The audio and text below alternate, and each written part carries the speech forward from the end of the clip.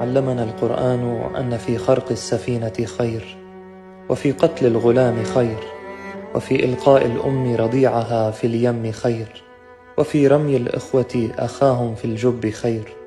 فكيف نشك في تدبير الله إذا نقول اللهم صبرا على ما لم نحط به خبرا، اللهم اجعل لنا من كل هم فرجا، ومن كل ضيق مخرجا يا أرحم الراحمين.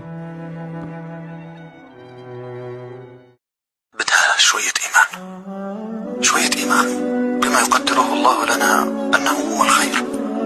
أعلم أنها ضاقت وتعسرت وتلخبطت، لكن الخير آت.